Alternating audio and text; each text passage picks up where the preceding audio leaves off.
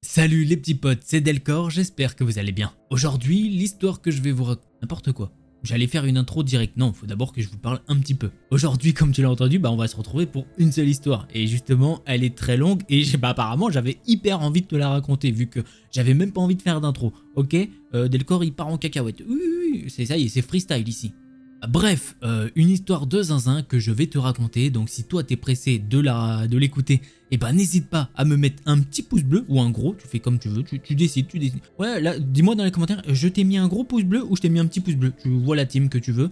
Bref, si t'es pas abonné, t'hésites pas à le faire, petit projet 50K, qu'est-ce que c'est? Au bout de 50K abonnés, ce sera une vidéo thread par jour pendant un mois. Voilà, j'espère que t'es hypé, moi oui. Donc tu m'éclates ce bouton abonné, tu en parles à tes potes, tu en parles à tout le monde qui tu peux. Voilà, ils s'abonnent, bam, comme ça on est 50 000 et spax, on fait tout péter, ok? Allez, prends ton meilleur chocolat chaud et installe-toi confortablement.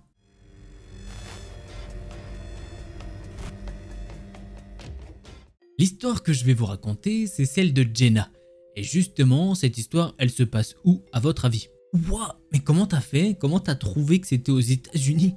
Incroyable, franchement, t'as un don. Vraiment, c'est quelque chose de fou.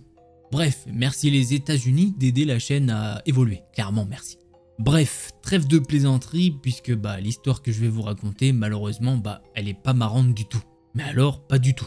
L'histoire de Jenna, elle commence à peu près en mai 2016. Alors oui, à peu près, tu vas comprendre pourquoi elle sait pas vraiment quand l'histoire a commencé. En fait, Jenna, c'est une américaine de 38 ans qui vit dans l'état du Massachusetts. Elle a un travail de manager dans une célèbre enseigne de fast-food. Elle n'a pas précisé laquelle par contre. Tout se passe bien dans son boulot et pour ce qui est de ses relations au début de l'histoire, ça va.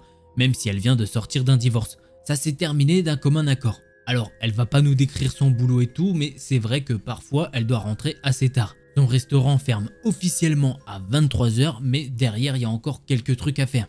Ce qui la fait partir généralement à minuit de son lieu de travail. Le restaurant n'étant qu'à 10 minutes de chez elle à pied, elle décide de prendre parfois sa voiture et parfois elle ne la prend pas.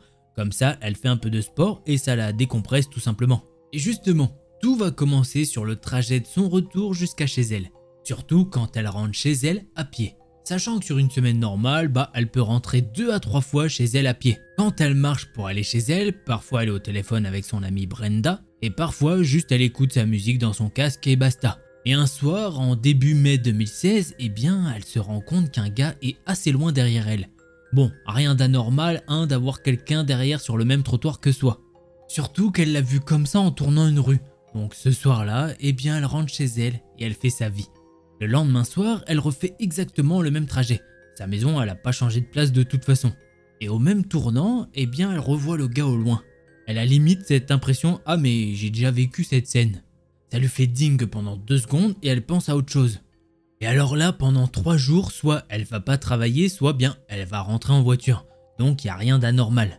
Et du coup, encore un soir, elle va de nouveau faire son trajet. Et là, elle voit encore et encore ce gars qui est derrière elle. Mais un petit peu plus proche. Il est encore assez loin, mais c'est bizarre quand même. Jenna appelle son ami en visio et lui dit « Tu peux regarder derrière moi pour voir ce que fait ce type ?» Son amie Brenda, elle lui dit que le gars il a l'air d'être sur son téléphone, mais que c'est bizarre. Normalement, quand t'es sur ton téléphone, tu regardes quand même vers le bas. Et lui, non, il est bien droit comme ça devant lui. Jenna se met alors à accélérer pour voir un peu et son amie lui dit que le gars fait de même. Heureusement pour elle, sa maison n'est plus très loin. Et enfin, elle se retrouve en sécurité chez elle. Après ça, Jenna va prendre sa voiture pendant 2 semaines consécutives pour pas se prendre la tête. Car là, ça la fait flipper un petit peu. Ça y est, la confiance est revenue un peu et surtout elle se dit que maintenant elle va faire un nouveau chemin pour rentrer chez elle. Sur le trajet, elle appelle son ami en visio pour checker un petit peu et tout se passe bien, donc c'est plutôt cool. Le trajet est un petit peu plus long mais apparemment il est plus safe. Le truc, c'est que son cœur va bondir dans sa poitrine car en fait elle est en visio avec son ami et du coup elle est bien focus sur son écran. Et une fois arrivée devant chez elle, elle peut voir le fameux gars quasiment devant chez elle vers un réverbère. Quand elle voit ça, elle a un sursaut de panique. Elle presse alors le pas et elle rentre chez elle. Elle verrouille bien sa porte d'entrée. En rentrant, elle s'occupe un peu de son animal, voir si tout va bien et elle décide que la dose de surprise qu'elle a reçue, ça vaut bien un bon bain bien chaud. Elle met de la mousse et non, aucune bougie ou quoi, juste de l'eau bien chaude. Elle a pris avec elle son ordinateur portable qu'elle met un petit peu plus loin pour se regarder un petit film. Elle se détend pendant 15 minutes et tout va bien, jusqu'à ce qu'elle entende une sorte d'alarme de police. Alors cette sorte d'alarme de police, en fait, c'est son perroquet qui s'appelle Hunter qui fait ce bruit. Il va le faire mais alors en boucle et en boucle. Et en plus de ça, elle peut sentir que ça s'agite au rez-de-chaussée. Elle sort alors discrètement de son bain en fermant son ordinateur et elle se prend une serviette. Elle se sèche et en même temps, elle se met à écouter ce qui se passe en bas. Il n'y a plus de bruit pendant un moment et là, elle entend de nouveau son perroquet faire la police. Juste après ça, elle entend quelqu'un chuchoter. Du coup, elle comprend que son perroquet, il est très intelligent et qu'il lui dit qu'il y a un danger dans la maison. Elle va alors mettre son pyjama très rapidement et elle attrape son téléphone qui est juste à côté de l'ordinateur portable. Elle va fermer la porte de sa salle de bain et verrouiller avec le petit loquet.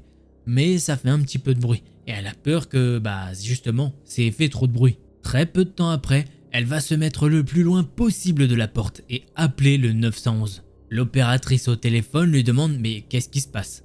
Jenna lui explique que quelqu'un a pénétré sa maison et elle ne sait pas qu'est-ce que veut cette personne. L'opératrice lui dit alors « Ok, donnez-moi votre adresse et on vous envoie une patrouille pour vérifier ». Jenna donne son adresse et à sa voix, l'opératrice a dû comprendre qu'elle était en stress de fou. Car l'opératrice lui dit que ça va aller, elle est au téléphone avec elle et qu'il ne peut rien lui arriver tant qu'elle reste cachée. Elle demande également à Jenna si elle sait où se trouve l'individu dans la maison. À ce moment-là, elle ne sait pas. Mais elle explique à l'opératrice qu'elle pense que l'individu est encore là, car son perroquet est en train de dire tous les mots qu'il connaît. Sauf que là, manque de bol, elle peut entendre les escaliers grincer. Du coup, elle prévient l'opératrice que le gars est toujours là, et qu'en plus de ça, il va monter à l'étage. L'OP lui dit qu'elle peut se taire si elle veut, et qu'elle va de toute façon rester au téléphone avec elle, et que quoi qu'il arrive, elle ne doit pas raccrocher son téléphone. Jenna peut entendre la porte de sa chambre être ouverte et maintenant elle peut entendre que la chambre est fouillée de fond en comble. L'individu va alors faire de même avec son autre chambre. Il va s'approcher de la salle de bain, il va alors tourner la poignée de la porte et celle-ci ne s'ouvre pas vu qu'elle est fermée. Là, aucun bruit pendant 10 secondes, mais comme ça, sorti de nulle part, un énorme coup sur la porte. Le gars est littéralement en train de donner des coups de poing dans la porte. Forcément, petit réflexe de Jenna en voyant ça, elle se met à crier et elle dit à l'opératrice ce qui est en train de se passer. Elle lui dit que les policiers doivent se manier, sinon elle va y passer. La femme au téléphone lui dit qu'ils ne sont plus qu'à quelques minutes de son habitation. Pendant ce temps-là, les coups sont de plus en plus violents et surtout, Jenna se dit que la porte ne va pas tenir bien longtemps. Sauf que les coups vont s'arrêter pendant 3 secondes pour reprendre de plus belle, mais cette fois-ci au niveau du bas de la porte. Elle comprend très vite que le gars est maintenant en train de mettre des gros chassés dans la porte. Et malheureusement pour elle, la stratégie du gars semble parvenir à ses fins car la porte commence à casser. Le premier trou est apparu dans la porte. S'ensuit alors encore plus de cris de la part de Jenna qui dit à l'opératrice que le gars a fait un trou et qu'il va bientôt la choper. La femme au téléphone lui demande si elle n'a pas quelque chose autour d'elle pour pouvoir essayer de se défendre un minimum pendant encore quelques instants, le temps que la patrouille de police n'arrive sur les lieux. Jenna, elle fait le tour de la pièce avec ses yeux et elle voit son meuble fermé. Elle se dit « Allez, je vais aller regarder pour voir, on sait jamais ». Elle fait 2-3 étagères sans rien trouver quand enfin, elle tombe sur une petite paire de ciseaux. C'est vraiment des petits ciseaux, mais bon, c'est toujours ça de prix. Sauf que très peu de temps après avoir fait cette trouvaille, boum, crac, un bon gros trou dans la porte. Il y a maintenant un énorme trou en bas de la porte. Là, Jenna, elle se dit que le gars, il va passer son bras en dessous pour essayer d'ouvrir le loquet et qu'elle va devoir se défendre avec son petit ciseau à la main. Elle continue alors à répéter à l'opératrice que c'est maintenant, ils doivent rouler à 200 km/h s'il le faut, mais que les policiers doivent la sauver. Et malheureusement, ce qu'elle redouta arriva. Elle peut voir le bras d'un homme dans l'embrasure, sauf que dans sa main, il y a un téléphone portable. Jenna, elle comprend pas ce qui se passe, elle crie sur le gars en lui disant de dégager de là, que la police va venir pour le choper. Sauf que le gars ne fait rien d'autre. Il retire son téléphone pendant quelques secondes et il remet son bras avec son téléphone. Et là, il se met à prendre un tas de photos avec le flash allumé. C'est vraiment un spam monumental, ça flash dans tous les sens.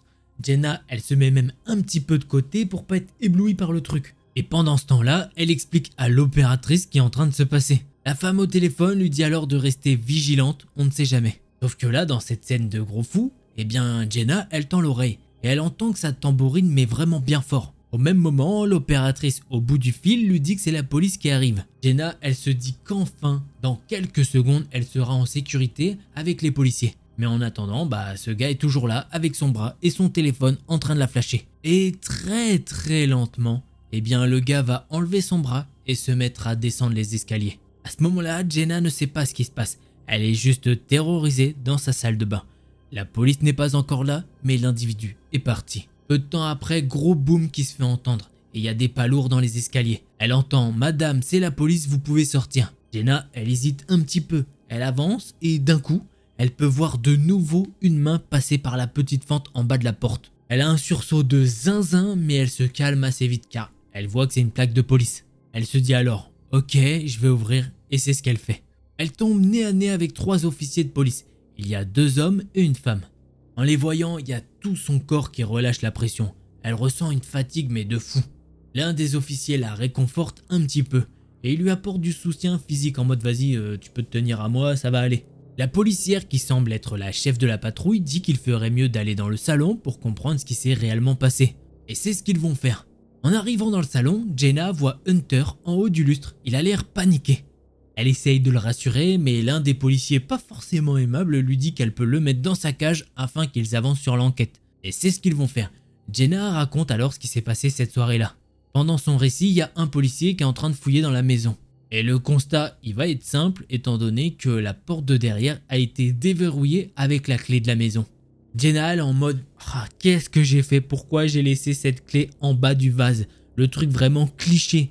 Bon, elle n'a pas trop le temps d'y penser étant donné qu'un policier va lui demander « Mais vous savez pas qui peut vous en vouloir comme ça ?» Non, elle dit juste que oui, depuis un moment, elle y repense et il y a un gars qui la suit depuis un moment maintenant. À savoir que moi, au début de l'histoire, je vous raconte qu'il la suit. Mais à ce moment-là, elle sait pas forcément que le gars est méchant. Mais maintenant, avec toute la chronologie, elle comprend que ça a commencé depuis un bon petit moment tout ça. L'officière lui demande si elle lui a peut-être mal parlé un jour ou quoi. Une piste quoi en fait. Elle lui demande est-ce qu'elle est en froid avec quelqu'un. Jenna elle explique que non, y a rien d'anormal en ce moment. Juste que ce soir, pour une fois, elle a changé de chemin pour rentrer chez elle. Car justement, elle se sentait suivie. Et c'est le cas, vu que son amie Brenda lui disait en visio. Et là, la policière, justement, elle va faire ce petit geste de la main. Enfin, du moins, moi, c'est ce que j'ai compris du récit. Ça devait être un mode voilà. Elle lui dit alors je suppose que vous avez eu affaire à un stalker. Et il n'a pas aimé que vous changiez vos habitudes. Et il a décidé de passer à l'acte. En entendant ça, Jenna, elle est offusquée. Elle se dit mais je fais ce que je veux en fait. Si j'ai envie de faire 2 fois le pâté de maison et de rentrer chez moi et de danser la salsa, ça me regarde. L'officière lui dit alors mais je comprends, hein, je vous explique juste mon raisonnement de policière. Ils vont encore parler un petit peu et les policiers lui disent que l'enquête va continuer de leur côté. 3 semaines après cette soirée-là, Jenna reçoit un appel et elle apprendra qu'effectivement, un gars la suit personnellement elle. Ils ont pu vérifier ça avec les caméras de sécurité. Par contre, mauvaise nouvelle, ils n'ont pas chopé ce gars. Et Jenna sent avec cette conversation que l'enquête est un petit peu au point mort. Et c'était effectivement le cas, car 3 ans après quand elle écrit le post, il n'y avait encore aucune nouvelle à propos de cet incident. Depuis, elle n'a jamais refait le chemin à pied, elle a toujours pris sa voiture. Bon, elle dit que c'est malheureux car elle aimait bien se dégourdir les jambes et le cerveau de cette manière, mais elle préfère avoir l'esprit tranquille et ne pas retomber sur ce malade. Et je pense qu'on peut effectivement la comprendre. Alors, mystérieux stalker, ne nous rencontrons plus.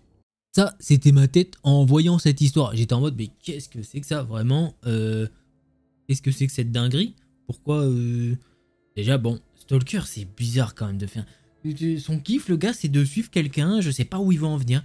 Il l'a pris en photo plein de fois. Pourquoi il fait ça? Est-ce qu'il pensait qu'en plus elle était à poil dans sa douche? Je sais pas. On saura pas vraiment ce qu'il voulait. Par contre, le point en fait le plus... Je sais pas si c'est le plus choquant de l'histoire, vu qu'effectivement c'est déjà choquant d'être stalké. Mais, Jenna, elle se fait sauver par un perroquet. Qui aurait pu penser ça, hein, vraiment? Moi d'habitude je trouve des histoires, oui le mec est sauvé par un chien, c'est voilà. Sauvé par un chat, on a déjà eu aussi. On a eu quoi d'autre? Non, c'est tout. On a eu chien et chat, je crois. Mais perroquet, c'est la première fois qu'on l'a. J'espère que c'est quand même la dernière. Mais ça me rappelle une histoire qu'un certain youtubeur, le top 1, pour Squeezie, on peut dire son nom, je crois qu'il avait raconté une histoire où justement le perroquet avait élucidé une enquête de police grâce au perroquet qui racontait des trucs. Non, mais ne me tuez pas, ne me tuez pas. Je sais plus, c'était quelque chose comme ça. Et ouais, Là, le perroquet fait le bruit de la police. Alors, parce que forcément, les perroquets, ils sont trop forts, vraiment. Franchement, bravo à lui. Moi, j'ai déjà Cookie. Est-ce qu'on prend perroquet à la maison, du coup? Non, non, on va pas faire ça. C'est trop compliqué, trop de boulot. Mais bref, bravo à ce perroquet, Hunter, qui a sauvé peut-être la vie de sa maîtresse. On sait pas. Et ben voilà mes poulets, si vous êtes encore là, n'hésitez pas, écrivez chicken dans les commentaires. Pourquoi? J'en sais rien, franchement j'ai pas les mots. Mais c'est comme ça me fait plaisir. Voilà, comme ça je saurai que vous êtes restés jusqu'à la fin. Allez, si tu l'avais pas mis, un petit pouce bleu et un abonnement, bah ça fera très plaisir. Si tu veux plus de thread horreur, je t'invite à aller voir cette vidéo là. Allez, c'était Delcor, en attendant la prochaine vidéo, portez-vous bien, tous les petits potes.